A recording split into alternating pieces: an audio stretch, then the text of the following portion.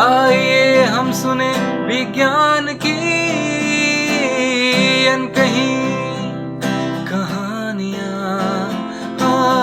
आइए हम सुने विज्ञान की अनसुनी कहानियाँ। एक नई दुनिया की आवाज़ आपकी आवाज़, विज्ञान की आवाज़, की आवाज़। Celebrating Azadi Ka Amrit Mahotsav, we bring you a podcast series on STEM popularization, science, technology, engineering, mathematics and medicine, supported and catalyzed by the National Council for Science and Technology Communication, Government of India. This program is produced by Media for Community Foundation. Creative content and technical support is given by Purvasha Banerjee and Shushanto Das. एक नई दुनिया की आवाज़ आपकी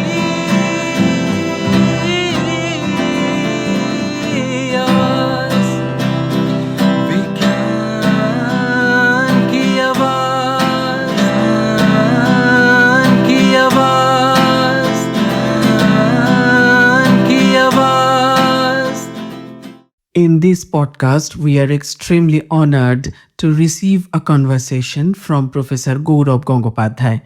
He will be introducing himself and will also share his academic journey. I am Gaurab Gangopadhyay. I am a plant scientist. I graduated from Presidency College, Kolkata, and my master's was from the University of Kolkata. I did my PhD at the erstwhile Department of Botany at this institute. After 13 years of postdoctoral research, I joined Bose Institute as an assistant professor in 2008. And since 2019, I have been serving this century-old organization as a professor. Professor Gangopadhyay will now talk about his research work in short. My primary area of research is crop improvement through molecular marker-assisted breeding and biotechnology. I mainly work to improve Indian sesame genotypes and emerging oilseed crop. Sesame is an excellent edible oil from medicinal point of view, and I have been working on sesame for last 15 years and successfully developed a few improved varieties through molecular marker-assisted breeding. In 2022, I handed over a few genotypes to ICAR, which were certified as novel genotypes. So in this context, I will today say before you some of the new researches going on in this field. Apart from that, I have recently been working on a microbiology project on which I will also talk today. Professor Gaurab Gangopadhyay, an eminent plant scientist, will now thoroughly explain his area of research. It is often called as the queen of the oil, sesame oil. It's a primordial oilseed crop. Why I am saying primordial? Since the remnants of sesame seeds were discovered at Harappa and Mohenjo-daro. It is excellent from a medicinal point of view. It contains antioxidants and beneficial for heart patients. Unfortunately, we do not use it as the principal edible oil. The Indian sesame varieties need significant improvement so that their benefits can be harnessed. And on this aspect, I am working for last 15 to 16 years. And I am not alone actually. Many people are working, and ICAR, Indian Council of Agricultural Research, has now given due attention to this crop. We have handed over a few new genotypes, the same genotype to ICAR, Government of India. Now, crop improvement is a continuous process. With the changing global weather and the appearance of new pests and pathogens, the research work of plant scientists is always on. Today's improved yielding variety may perform differently over the years in future. In this context, we found an unusual disease of sesame in the sesame farmers' fields of Midnapur, West Bengal, a few years back. It's a peculiar disease. After attaining the flowering and fruiting stage, the infected sesame plants revert to their vegetative stage, and the white flowers with pinkish tinges turn green. We have identified a new microbe residing in the gut of pests like leaf hoppers and plant hoppers. They are flame sucker as the causative agent of this severe disease. The infected sesame plants are reverting to their vegetative state. What does it mean? It means the plants, after their vegetative state, it becomes flowering stage, and then we get fruit and seeds from it. But after this disease, these plants are again becoming juvenile and they are staying long in the field. There is no flower. The flowers are turning green like the shoot or leaf. So it is a peculiar thing. In fact, there are some reports in European country. There is a technical name, I am not giving that name, but they are finding this disease in their grape industry. And since it is a useful thing for wine production, so they are very anxious about it. The same symptom that when the plant should flower, after that growth stage, it is again giving rise to shoot and leaf. Now, what I have found that a microbe, in fact, we have reported it for the first time. And this microbe is residing in the gut of pests. So, this is a pest or insect-borne disease. When the insects are sucking the phloem juice from the plants, the microbes residing in their gut, they are injecting it into the sieve tube or the plant. And what is the outcome? Outcome is that the microbe doesn't want to kill the plant. It wants to keep the plant in its green stage so that it can thrive for long. So, this microbe, what we have reported, is a cell wall lacking molecules bacteria. The technical name is Candida phytoplasma. And if I talk in more organized way, this bacteria thrives in the nutrient-rich phloem and sieve cells of plants.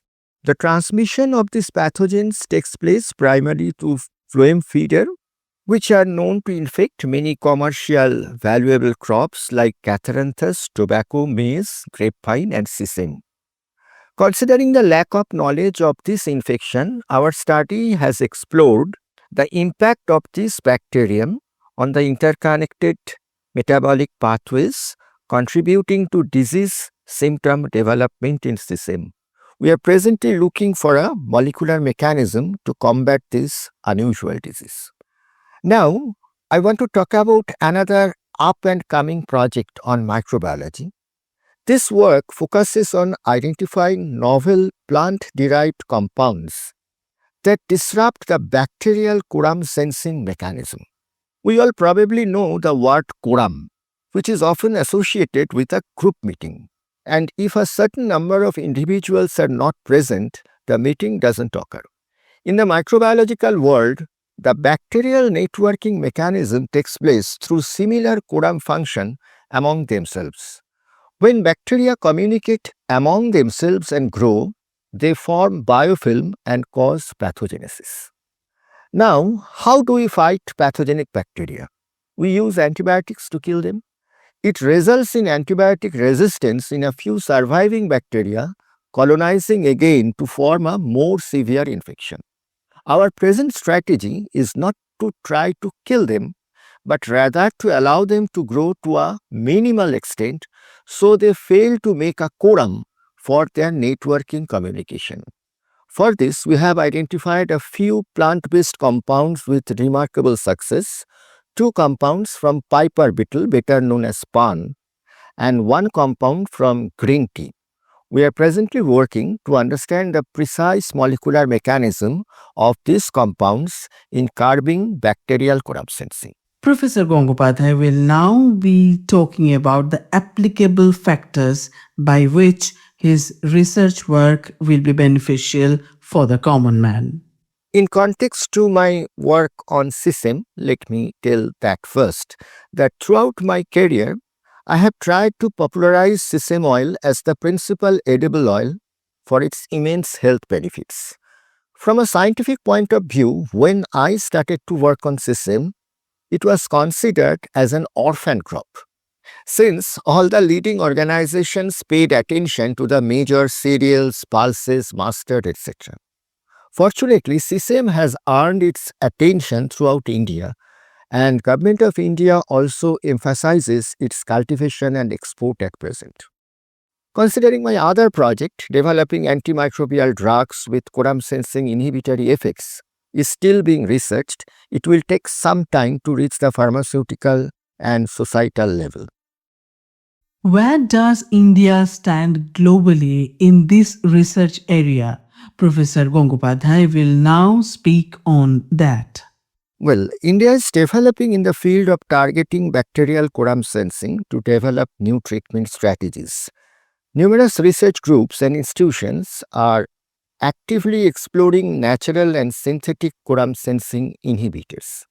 Indian researchers have identified various plant-derived compounds from turmeric, ginger and neem as potential quorum sensing inhibitors against pathogenic bacteria like Pseudomonas aeruginosa, Vibrio harvey, Staphylococcus aureus to name a few. These findings have opened up new avenues for developing alternative treatment strategies against antibiotic-resistant bacterial infections. And regarding contemporaries, many research groups outside India are continuously finding new drug sources to curb this quorum sensing phenomena, as this strategy has gained popularity worldwide.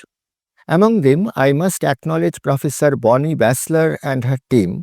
She is an American molecular biologist and she discovered key insights into the mechanism of quorum sensing. Her team has done phenomenal research in this field and has continuously contributed to it. This research had a very good scope to contribute to the industry. Quorum sensing, as I was telling, has been a newly explored topic in the limelight in the last only 2 decades. Industries have started showing interest recently. However, DST, DRTO, CSR and DBT have sanctioned some projects to support fundamental research that may lead to developing quorum sensing inhibitory drugs. Although quorum sensing inhibitory drugs are still in the early stages of development and have not been marketized yet, they hold immense promise as a novel approach to combating antibiotic-resistant infection. As I was telling you that emergence of new disease always takes place. We cannot ever be complacent about our discovered varieties or developed genotypes. Thus, these are foolproof. Maybe next year or other in future, new pest or pathogen may emerge. And you were saying about industry, you will be surprised to know that I had the data of 2023, 4,000 crore export took place in that year, sesame seed. So it has big impact.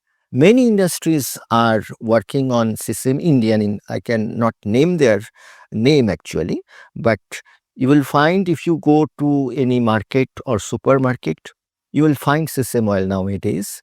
And in Western country, only the affluent people use sesame oil and it is only after olive oil. But if you can blend it, your oil of choice, maybe it can be mustard oil or rapeseed oil, you will find that it will increase the medicinal value of your oil, your health will be good. So please use sesame oil. It will be good for the nation. We are really grateful to Professor Gaurav Gangopadhyay for being with us and also for sharing the most relevant part of his research. Thank you so much.